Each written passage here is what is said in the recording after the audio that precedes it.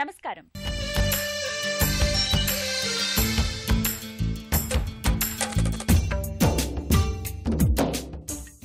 ఇంటి నిర్మాణంలో వచ్చిన నూతన పోకడలు, ఇంటి ముస్తాబుకు సంబంధించిన తాజా విశేషాలు, స్థానిక సంస్థలు అందిస్తున్న సదుపాయాలు, గృహవాస్తులో ప్రేక్షకుల సందేహాలకు నిపుణులు ఇచ్చే సమాధానాలతో మీ ముందుకు వచ్చింది ఈ వారం శ్రీనిలయం.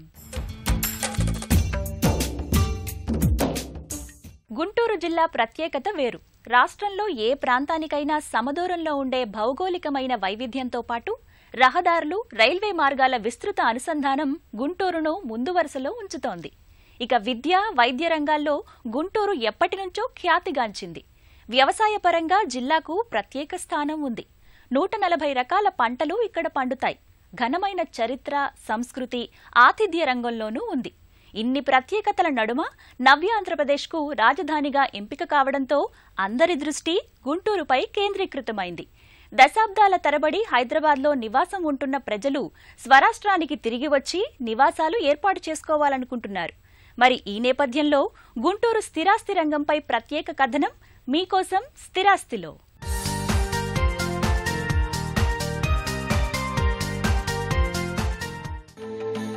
గుంటూరు జిల్లా భౌగోళికమైన వైవిధ్యం, విస్తృతమైన వ్యవసాయ క్షేత్రాలు, రాజకీయ చైతన్యానికి తోడు రహదారులు, రైల్వే మార్గాల విస్తృత అనుసంధానం గుంటూరును ముందు వరుసలో ఉంచుతున్నాయి.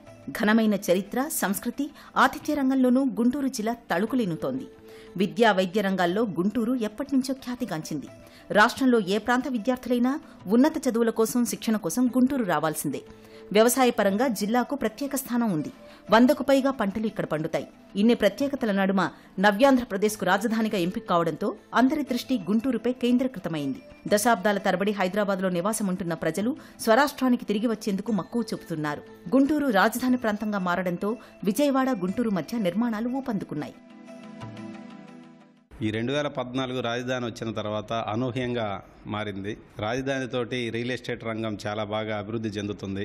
దీంతో ఎక్కడెక్కడ ఉన్న కస్టమర్లు కూడా ఇక్కడ రెసిడెన్షియల్గా లేఅవుట్లు కానీ, అపార్ట్మెంట్లు కానీ చాలా పర్చేజ్ చేయడానికి మొగ్గు చూపిస్తూ ఉన్నారు. సిఆర్డీఏ ఏర్పడిన తర్వాత ఈ రాజధాని ప్రాంతంలో ప్రైవేట్ లేఅవుట్లను కనుమరుగైపోవడం చాలా ఆనందమైన విషయం. కస్టమర్లు ఎవరు మోసపోకుండా సిఆర్డీ అప్రూవ్డ్ లేఅవుట్లతోటి ఉన్న ప్లాట్లను మాత్రమే పర్చేజ్ చేయడానికి ముందుకొస్తున్నారు.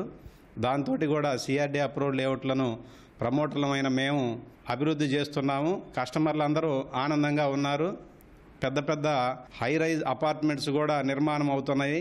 ఇవన్నీ కూడా రాజధాని ప్రాంతము అభివృద్ధికి దోహదపడుతున్నాయని నేను చెప్తున్నాను. ఫస్ట్ ఆఫ్ ఆల్ రాజధాని ప్రాంతంలో రెసిడెన్షియల్గా వస్తే అభివృద్ధి చెందడానికి ఎక్కువ అవకాశాలు ఉన్నవి. అది ఇంకా కొంత టైము అవ్వలేదు కాబట్టి నాగార్జున యూనివర్సిటీ నుంచి విజయవాడ వరకు అభివృద్ధి చాలా బాగా జరుగుతున్నది. కస్టమర్లు అందరూ కూడా ఆ ప్రదేశంలోనే కావాలని కోరుకుంటున్నారు. ఆ రియల్ ఎస్టేట్ రంగం ఇంకా ముందుకు పోతుందనేది నేను గర్వంగా చెప్తున్నాను. కోస్తాంధ్ర ఆరోగ్య ప్రదాయంగా పేర్గాంచిన గుంటూరులో సర్వజనాసుపత్రితో పాటు కొత్తగా మంగళగిరిలో ఎయిమ్స్ వంటి జాతీయ సంస్థ వచ్చింది. త్వరలో ఎయిమ్స్లో ఓపీ సేవలు కూడా అందుబాటులోకి రానున్నాయి. అమరావతి రోడ్డులోని లాం ప్రాంతంలో ఆచార్య ఎన్జీ రంగా వ్యవసాయ విశ్వవిద్యాలయాన్ని 500 ఎకరాల విస్తీర్ణంలో నిర్మిస్తున్నారు. వివిధ రాష్ట్ర కార్యాలయాలు మంగళగిరి, తాడేపల్లి, గుంటూరులో ఏర్పాటు చేశారు. విట్, ఎస్ఆర్ఎం వంటి కార్పొరేట్ విద్యా సంస్థలు అమరావతికి తరలివచ్చాయి.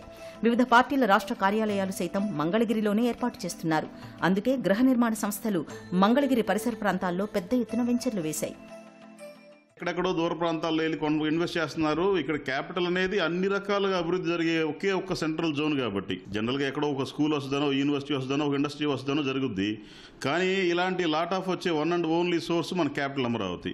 సో అలాంటి క్యాపిటల్ అమరావతి సరౌండింగ్స్లో ఇన్వెస్ట్ చేయడం ప్రజలందరికీ కూడా, ఎవరెవరైతే ఇన్వెస్ట్ చేస్తున్నారో వాళ్ళందరికీ కూడా కొన్ని వందల రెట్లు మేలు జరుగుద్దని ఆల్రెడీ గతంలో మనకి తెలుగు వాళ్ళగా హైదరాబాద్లో అనుభవం చెందిన వాళ్ళు చాలామంది ఉన్నారు. చిన్న చిన్న ప్లాట్లు కొని వాళ్ళ కోట్ల అసెట్లుగా మారిపోయిన వాళ్ళు చాలామంది ఉన్నారు.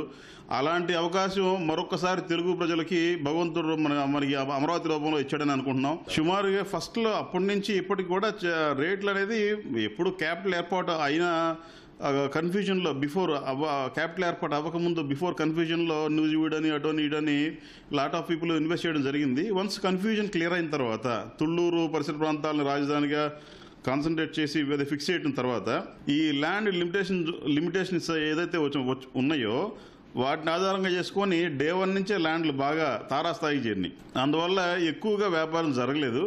జరిగిన ప్రాంతాల్లో సుమారుగా తాడికొండ, కంతేరు, కర్లపూడి, వైకుంఠపురం, ఇటువైపు కాజా, తాడేపల్లి వరకు ఈ మధ్యలో పరిసర ప్రాంతాలని కూడా లేఅవుట్లో జరిగింది. ఇక్కడ 8,000 నుంచి 15,000 రూపాయల వరకు వివిధ ఏరియాలను బట్టి ఆ ఏరియాల్లో రేట్లు ఉండడం జరిగింది. ఈ 5 ఏళ్లలో ఒక వరస్ట్ కేసులో ఒక 50% అప్రిసియేషన్ అనేది అన్ని ఏరియాలో సహజంగా వచ్చేసింది. విలీన గ్రామాలతో కలిసి ప్రస్తుతం గుంటూరు నగర జనాభా 10 లక్షలు చేరుకుంటుంది. 24 గంటల పాటు ప్రజల తాగునీటి అవసరాలను తీర్చేందుకు కోట్ల రూపాయల వ్యయంతో సమగ్ర తాగునీటి పథకాన్ని అందుబాటులోకి తేనున్నారు. 853 కోట్ల రూపాయలతో 1180 కిలోమీటర్ల పొడవున భూగర్భ డ్రైనేజీని నిర్మిస్తున్నారు. నగరాన్ని క్లీన్ గ్రీన్ గా మార్చేలా 150 కోట్ల రూపాయలతో నాయుడుపేట వద్ద చెత్త ఆధారిత విద్యుత్ కేంద్రం ఏర్పాటుకు జిందాల్ సంస్థతో నగరపాలక సంస్థ ఒప్పందం కుదుర్చుకుంది. పర్యాటక సొబగులు అందుబాటులోకి రానున్నాయి. మానస సరోవరం, గాంధీ పార్కు, ఇతర పార్కుల అభివృద్ధికి నగరపాలక సంస్థ కార్యాచరణ ప్రణాళిక అమలు చేస్తోంది. రాజధానిగా రూపాంతరం చెందాక విజయవాడతో పాటు గుంటూరుకు పెద్ద పెద్ద వాణిజ్య సముదాయాలు తరలివస్తున్నాయి. రాష్ట్ర విభజన అనంతర పరిణామాలతో ఎక్కువ మంది ప్రవాసాంధ్రులు హైదరాబాద్లో పెట్టుబడులు పెట్టిన వారంతా ఇప్పుడు గుంటూరు, కృష్ణా జిల్లాల వైపే చూస్తున్నారు. గుంటూరు, కృష్ణా జిల్లాలు జాతీయ స్థాయి కేంద్ర ప్రభుత్వ సంస్థలను రాబట్టుకునే క్రమంలో పోటీ పడుతున్నాయి. ఇన్ని అనుకూలతలు, పిల్లల భవిష్యత్ అవసరాల దృష్ట్యా రాజధానిలో స్థిరపడేందుకు ఇంటి స్థలాలు, ఇళ్లు కొనుగోలు చేసేందుకు ఆసక్తి చూపుతున్నారు. కన్స్ట్రక్షన్ అండ్ రియల్ ఎస్టేట్ రంగము గతానికి ఇప్పటికీ చాలా మార్పులు వచ్చినాయి. చట్టాల్లో మార్పులు వచ్చినాయి, రేటుల్లో మార్పులు వచ్చినాయి, ప్రజల ఆలోచనలో విధానంలో మార్పులు వచ్చినాయి. ఇప్పుడు మేజర్గా గేటెడ్ కమ్యూనిటీస్కి ఎక్కువగా ప్రాధాన్యత ఇచ్చుకుంటూ వచ్చారు. అదేవిధంగా బిల్డర్స్ కానీ లేఅవుట్దారులు కానీ అందరూ కూడా కన్జ్యూమర్ యొక్క ఆలోచన ఎక్కడ ఉంది, ఆయన అభిప్రాయం ఎక్కడ ఉంది, ఆయన యొక్క ఎక్కడ కంఫర్టబిలిటీ లెవెల్స్ ఉన్నాయి అనే ఆలోచనతోటే మేము కూడా అందరం ముందుకెళ్తున్నాము. ఇప్పుడు ఉన్న ఫెసిలిటీస్ చాలా ఎక్కువగా ఇవ్వబడుతుంది. మనకి బైఫర్గేషన్ అయిపోయిన తర్వాత గుంటూరు డిస్టిక్లోనే మనకి క్యాపిటల్ రావటం మన అదృష్టం. దానికి చుట్టుపక్కల కూడా డెవలప్మెంటు ఈ మధ్య విపరీతంగా జరుగుతుంది. మరీ ముఖ్యంగా వై జంక్షన్ దగ్గర నుంచి, కాజా దగ్గర ఉన్న వై జంక్షన్ దగ్గర నుంచి తాడేపల్లి వరకు ఇరువైపులా NH5కి ఇరువైపులా విపరీతమైన కన్స్ట్రక్షన్స్ వస్తున్నాయి, పెద్ద పెద్ద కన్స్ట్రక్షన్స్ వస్తున్నాయి. మల్టీనేషనల్ కార్పొరేటెడ్ లెవెల్ కంపెనీస్ అన్నీ వచ్చి కన్స్ట్రక్షన్ చేస్తున్నాయి. భవిష్యత్తులో పెట్టుబడి పెట్టుకోవడానికి, మీ స్థిరాస్తి రంగంలో పెట్టుబడి పెట్టుకుని మీకు మంచి లాభాలు, అప్రిషియేషన్స్ కలగడానికి చాలా అవకాశాలు ఉన్నాయి. క్యాపిటల్కి చుట్టుపక్కల కానీ క్యాపిటల్లో కానీ మంచి డెవలప్మెంట్స్ వస్తున్నాయి.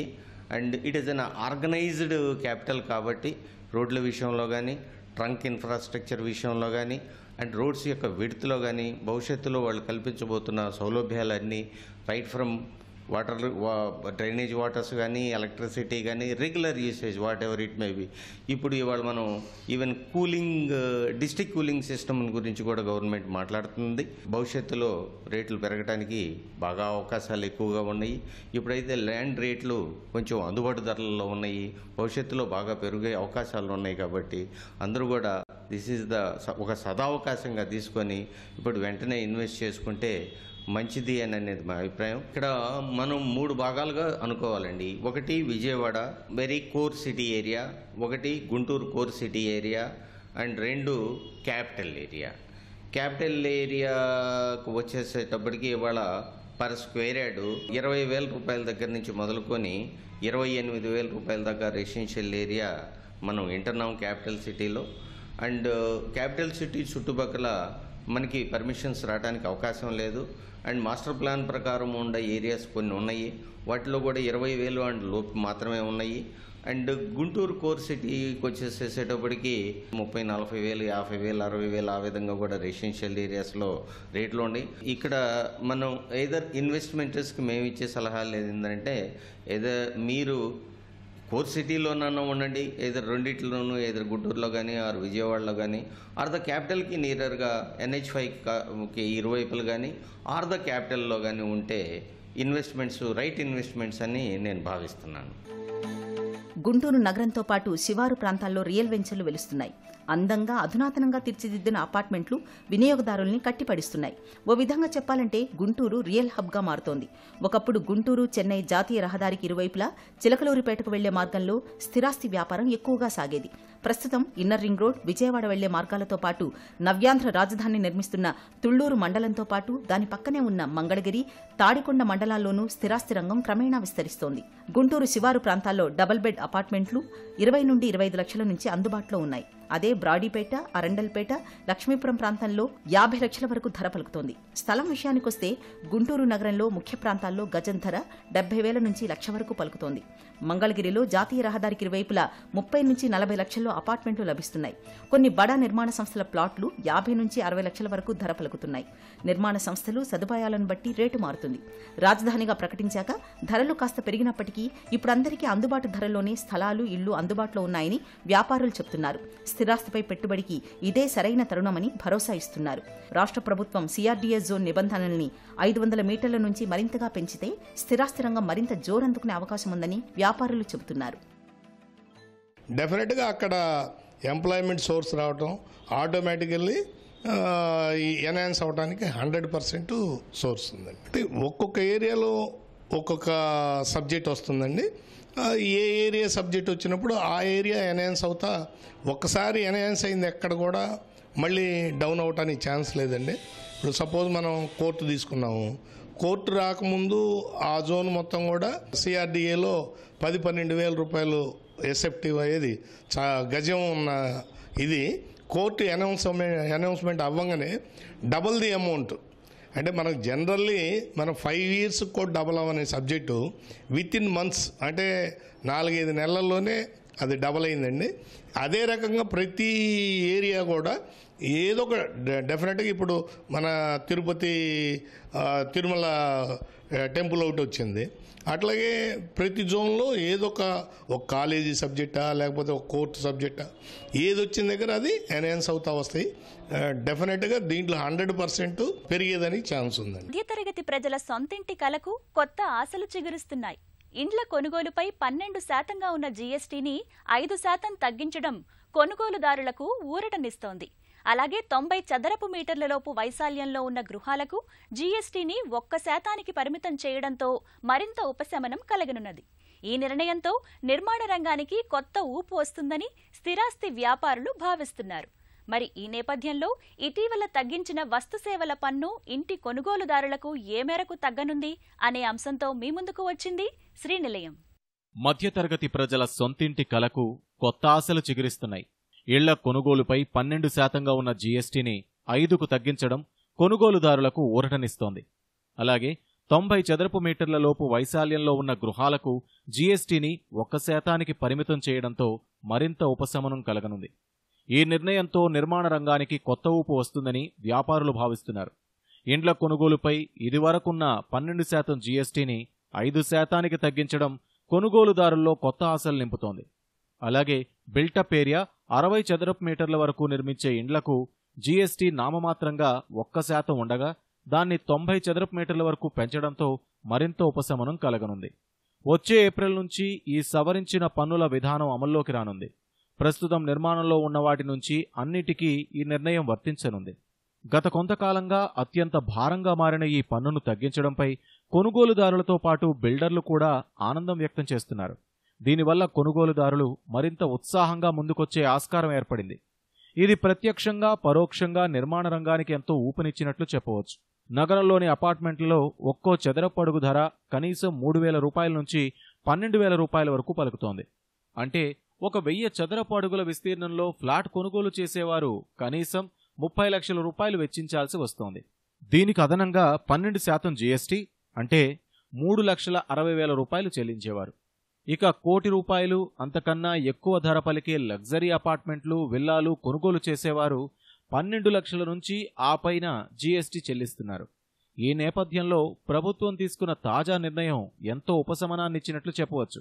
ఇటీవల జరిగిన 33వ జీఎస్టీ సమావేశంలో రియల్ ఎస్టేట్కి సంబంధించి కొన్ని ప్రధానమైనటువంటి నిర్ణయాలు తీసుకున్నారు. అందరికీ ఇల్లు అందుబాటులో తెచ్చే విధంగా జీఎస్టీ చట్టం కింద తక్కువ పన్ను రేటు ఉండేట్టుగా చూడాలని ఈ కౌన్సిల్లో ప్రధానమైనటువంటి నిర్ణయం ఒకటి తీసుకున్నారు. ఇప్పటివరకు జిఎస్టీ కింద ఎవరైనా సరే ఫ్లాట్ కానీ బిల్డింగ్ కానీ షాపు కానీ కొనుగోలు చేస్తే 12% జిఎస్టీ దాని మీద పే చేయాల్సి వచ్చేది. అంటే ఒక 50 లక్షలు బట్టి ఎవరైనా ఫ్లాట్ కొనుక్కుంటే 12% అంటే 6 లక్షల రూపాయలు దానికి జిఎస్టీ చెల్లించవలసి వచ్చిండేది. అయితే ఈ జిఎస్టీ కౌన్సిల్ సమావేశం నిర్ణయం ప్రకారము 2 రకాలుగా విభజించారు. Affordable housing scheme, non affordable housing scheme. Affordable housing స్కీమ్కి జిఎస్టీ 1% తగ్గించడం జరిగింది. నాన్ అఫోర్డబుల్ హౌసింగ్ స్కీమ్లో ఎవరైనా కనుక కొంటే దానికి 5% జిఎస్టీ అనేటువంటిది వేయటం జరిగింది. ఈ అఫోర్డబుల్ హౌసింగ్ స్కీమ్లో కూడా అంటే తక్కువ ధరల్లో ఉండేటువంటి అందుబాటులో ఉండేటువంటి ఫ్లాట్స్ కానీ ఇళ్ళు కానీ అది కొనుగోలు చేసినప్పుడు దాంట్లో కూడా మళ్ళీ 2 రకాలుగా విభజించడం జరిగింది. Metro cities, non metro areas. Metro cities అంటే మనకి బాంబే, చెన్నై, కలకటా, హైదరాబాద్, బెంగళూరు ఇవన్నీ కూడా మెట్రో సిటీస్ కింద వాళ్ళు రికగ్నైజ్ చేయడం జరిగింది. 645 ఎస్ఎఫ్టీకి మించకుండా 45 లక్షల రూపాయల విలువ కంటే మించకుండా ఏదైనా ఫ్లాట్ కానీ ఇల్లు కానీ కొనుగోలు చేస్తే అలాంటి వాటికి 1% జిఎస్టీ పే చేస్తే సరిపోతుంది. అలాగే నాన్ మెట్రో అంటే ఇందాక చెప్పినటువంటి 6 నగరాలు కాకుండా మరి ఎక్కడైనా సరే 45 లక్షలకి మించకుండా 968 ఎస్ఎఫ్టీకి సంబంధించినంత వరకు ఎవరైనా కనుక కొనుగోలు చేస్తే వారికి కూడా 1% జిఎస్టీయే పే చేయాల్సినటువంటి అవసరం ఉందని చెప్పి ఒక నిర్ణయం అనేటువంటి తీసుకుని జరిగింది. అయితే ప్రధానమైనటువంటి మార్పు ఒకటి జరిగింది. మామూలుగా ఎస్ఎఫ్టీ అంటే సూపర్ ప్లింత్ ఏరియా తీసుకుంటారు.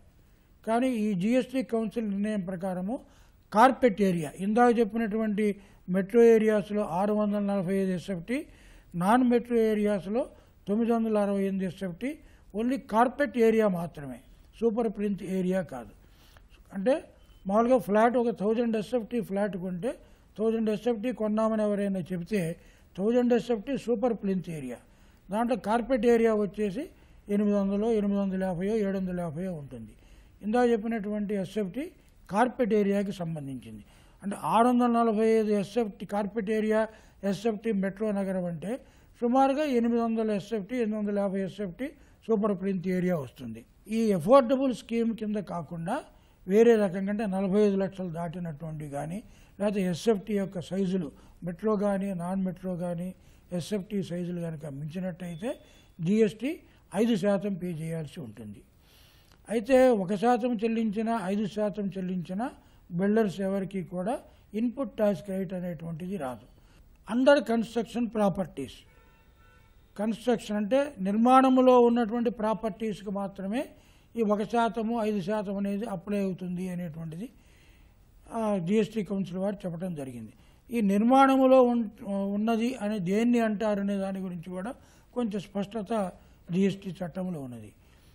ఏదైనా డెవలపరు 40, 50, 70 ఫ్లాట్సో విల్లాసో కన్స్ట్రక్షన్ చేస్తూ ఉన్నప్పుడు వారు కనుక ఎప్పుడు ఆక్యుపై చేయాలంటే మున్సిపాలిటీ వాళ్ళు ఆక్యుపెన్సీ సర్టిఫికేట్ కానీ లేదా కంప్లీషన్ సర్టిఫికేట్ కానీ ఇవ్వాలి. ఆ 2 ఇచ్చిన తర్వాత పూర్తిగా నిర్మాణము మున్సిపల్ చట్టం ప్రకారము ప్లాన్ ప్రకారం కట్టబడటం జరిగింది అనేటువంటిది మనకు తెలుస్తుంది. ఆక్యుపెన్సీ సర్టిఫికెటు లేదా కంప్లీషన్ సర్టిఫికెట్ వచ్చే రోజు వరకు ఏదైతే కన్స్ట్రక్షన్ జరుగుతుందో ఆ లోపల అగ్రిమెంట్ చేసుకున్న వాళ్ళందరికీ కూడా ఈ 1% కానీ 5% కానీ జిఎస్టీ అనేటువంటిది అప్లై అవుతుంది. ఎవరైతే కంప్లీషన్ సర్టిఫికేట్ కానీ ఆక్యుపెన్సీ సర్టిఫికేట్ కానీ వచ్చిన తర్వాత ఎవరైతే ఫ్లాట్ కానీ విల్లా కానీ బిల్డింగ్ కానీ కొనుగోలు చేయడానికి వెళ్తారో ఆ తర్వాత సర్టిఫికేట్ వచ్చిన తర్వాత అడ్వాన్స్ పే చేయటం కానీ అగ్రిమెంట్ ఎంటర్ కావటం కానీ చేస్తారో అలాంటి వాళ్ళకి ఎలాంటి జిఎస్టీ ఉండదు. అధిక జిఎస్టీ వల్ల కొనుగోలుదారుల్లో కొంత సర్దుకుపోయే ధోరణి ఏర్పడింది. 70 నుంచి 80 లక్షల రూపాయలతో ఫ్లాట్ కొనుగోలు చేయాలనుకునేవారు జీఎస్టీ భయానికి తమ బడ్జెట్ను 40 లక్షల లోపుకు తగ్గించుకుంటున్నారు. అలాగే చిన్న బడ్జెట్ వారు వేచి చూసే ధోరణిలో ఉన్నారు. ఇంటి రుణానికి వడ్డీల చెల్లింపే భారంగా భావించే సామాన్యులు లక్షల రూపాయల జీఎస్టీని జీర్ణించుకోలేకపోతున్నారు. ఇటువంటి పరిస్థితుల్లో సామాన్యులు ప్రాధాన్యతనిచ్చే తక్కువ విస్తీర్ణం గల అపార్ట్మెంట్లకు జీఎస్టీని నామమాత్రం చేయడంతో కొనుగోలుదారులు మరింత ముందుకు రావడంతో రియల్ రంగానికి ఊపు వస్తుందని విశ్లేషకులు భావిస్తున్నారు. ఎక్కడైతే రెసిడెన్షియల్ ప్రాజెక్ట్స్ ఎండ్ ప్రోడక్ట్ జీఎస్టీకి అప్లికబుల్ అవుతుందో అలాంటి ప్రాజెక్ట్స్ మీద ఈ జీడీ మీద, టీడీఆర్ మీద, ఎఫ్ఎస్ఐ మీద జీఎస్టీ ఎగ్జంప్షన్ ఇచ్చినారు. ఇది వెల్కమ్ స్టెప్. యాక్చువల్గా ఈ మూడిట్లో ఈ జేడీఏలో కూడా చాలా ఇబ్బంది ఉంటే ల్యాండ్ లార్డ్కు డెవలపర్ మధ్యలో చాలా డిస్ప్యూట్స్ జరిగినాయి. ఇప్పుడు క్లారిటీ వచ్చింది. It's a most welcome step. Government of India has done a good job. We should thank them. Second ఏంటంటే affordable housing, other than affordable housing మీద క్లియర్గా క్లారిటీ, ఒక ఈజ్ ఆఫ్ డూయింగ్ బిజినెస్ తీసుకొచ్చింది government of India. Book చేసే వాళ్ళందరికీ కూడా సింపుల్గా ఈ అఫోర్డబుల్ హౌసింగ్ అయితే 1%, అదర్ దెన్ అఫోర్డబుల్ హౌస్ అయితే 5% పే చేస్తే క్లారిటీ ఉంది. So there is no dispute. Other than affordable housing ఉన్న వాళ్ళది ఏంటంటే ఈ 5% ఎక్కడైతే జీఎస్టీ కడుతున్నారో, ల్యాండ్ కాస్ట్ ఎక్కువ ఉన్న ఈ యొక్క మెట్రో సిటీస్లో ప్లస్ లగ్జరీ హౌసింగ్ అయిపోయిన దగ్గర డెఫినెట్గా those purchasers are benefiting. And let us hope in ఫ్యూచర్లో మళ్ళీ దీన్ని ఫర్దర్గా రిఫార్మ్ చేసినప్పుడు ఓవరాల్గా ఇంకా అదర్ దెన్ అఫోర్డబుల్ హౌసింగ్ కాకుండా 1 crore వరకు కూడా 1% ఛార్జ్ చేయడము, 2% ఛార్జ్ చేయడము చేస్తే ఇది still it will be much better. The housing particular middle class వాళ్ళకు కొద్దిగా మనము ఒక సపోర్ట్ చేసినట్టు అవుతుంది. బట్ ఈ దీంట్లో కొంతవరకు లగ్జరీ కాంపోనెంట్కు సపోర్ట్ చేసినట్టు అయిందని చెప్పొచ్చు. ఓవరాల్గా రాబో కాలంలో మేజర్ రిఫార్ము ఈ జీఎస్టీ అనేది ఈ యొక్క కన్స్ట్రక్షన్ యాక్టివిటీ మీద, పర్టికులర్గా ఈ రెరా పరిధిలోకి వచ్చిన వాళ్ళందరికీ కూడా ఎగ్జంప్షన్ చేస్తే బాగుంటుందని ఆలోచన. అధిక జీఎస్టీ వల్ల కొనుగోలుదారుల్లో కొంత సర్దుకుపోయే ధోరణి ఏర్పడింది. 70 నుంచి 80 లక్షల రూపాయలతో ఫ్లాట్ కొనుగోలు చేయాలనుకునేవారు జీఎస్టీ భయానికి తమ బడ్జెట్ను 40 లక్షల లోపుకు తగ్గించుకుంటున్నారు. అలాగే చిన్న బడ్జెట్ వారు వేచి చూసే ధోరణిలో ఉన్నారు. ఇంటి రుణానికి వడ్డీల చెల్లింపే భారంగా భావించే సామాన్యులు లక్షల రూపాయల జీఎస్టీని జీర్ణించుకోలేకపోతున్నారు. ఇటువంటి పరిస్థితుల్లో సామాన్యులు ప్రాధాన్యతనిచ్చే తక్కువ విస్తీర్ణం గల అపార్ట్మెంట్లకు జీఎస్టీని నామమాత్రం చేయడంతో కొనుగోలుదారులు మరింత ముందుకు రావడంతో రియల్ రంగానికి ఊపు వస్తుందని విశ్లేషకులు భావిస్తున్నారు. ఎక్కడైతే రెసిడెన్షియల్ ప్రాజెక్ట్స్ ఎండ్ ప్రోడక్ట్ జీఎస్టీకి అప్లికబుల్ అవుతుందో అలాంటి ప్రాజెక్ట్స్ మీద ఈ జీడీ మీద, టీడీఆర్ మీద, ఎఫ్ఎస్ఐ మీద జీఎస్టీ ఎగ్జంప్షన్ ఇచ్చినారు. ఇది వెల్కమ్ స్టెప్. యాక్చువల్గా ఈ మూడిట్లో ఈ జేడీఏలో కూడా చాలా ఇబ్బంది ఉంటే ల్యాండ్ లార్డ్కు డెవలపర్ మధ్యలో చాలా డిస్ప్యూట్స్ జరిగినాయి. ఇప్పుడు క్లారిటీ వచ్చింది. It's a most welcome step. Government of India has done a good job. We should thank them. Second ఏంటంటే affordable housing, other than affordable housing మీద క్లియర్గా క్లారిటీ, ఒక ఈజ్ ఆఫ్ డూయింగ్ బిజినెస్ తీసుకొచ్చింది government of India. Book చేసే వాళ్ళందరికీ కూడా సింపుల్గా ఈ అఫోర్డబుల్ హౌసింగ్ అయితే 1%, అదర్ దెన్ అఫోర్డబుల్ హౌస్ అయితే 5% పే చేస్తే క్లారిటీ ఉంది. So there is no dispute. Other than affordable housing ఉన్న వాళ్ళది ఏంటంటే ఈ 5% ఎక్కడైతే జీఎస్టీ కడుతున్నారో, ల్యాండ్ కాస్ట్ ఎక్కువ ఉన్న ఈ యొక్క మెట్రో సిటీస్లో ప్లస్ లగ్జరీ హౌసింగ్ అయిపోయిన దగ్గర డెఫినెట్గా those purchasers are benefiting. And let us hope in ఫ్యూచర్లో మళ్ళీ దీన్ని ఫర్దర్గా రిఫార్మ్ చేసినప్పుడు ఓవరాల్గా ఇంకా అదర్ దెన్ అఫోర్డబుల్ హౌసింగ్ కాకుండా 1 crore వరకు కూడా 1% ఛార్జ్ చేయడము, 2% ఛార్జ్ చేయడము చేస్తే ఇది still it will be much better. The housing particular middle class వాళ్ళకు కొద్దిగా మనము ఒక సపోర్ట్ చేసినట్టు అవుతుంది. బట్ ఈ దీంట్లో కొంతవరకు లగ్జరీ కాంపోనెంట్కు సపోర్ట్ చేసినట్టు అయిందని చెప్పొచ్చు. ఓవరాల్గా రాబో కాలంలో మేజర్ రిఫార్ము ఈ జీఎస్టీ అనేది ఈ యొక్క కన్స్ట్రక్షన్ యాక్టివిటీ మీద, పర్టికులర్గా ఈ రెరా పరిధిలోకి వచ్చిన వాళ్ళందరికీ కూడా ఎగ్జంప్షన్ చేస్తే బాగుంటుందని ఆలోచన. ఇది నేటి సుఖీభవ ప్రాపర్టీస్ సమర్పించిన శ్రీనిలయం. ఈ కార్యక్రమానికి సంబంధించిన అభిప్రాయాలు, సందేహాలు మాకు తెలియచేయండి. మా చిరునామా Srinilayam, ETV, Ramoji film city, Hyderabad 501512. మా ఇమెయిల్ అడ్రస్ srinilayam@etv.co.in. వచ్చే వారం శ్రీనిలయంలో మరికొన్ని తాజా అంశాలతో మళ్ళీ కలుద్దాం. అంతవరకు సెలవు. నమస్తే.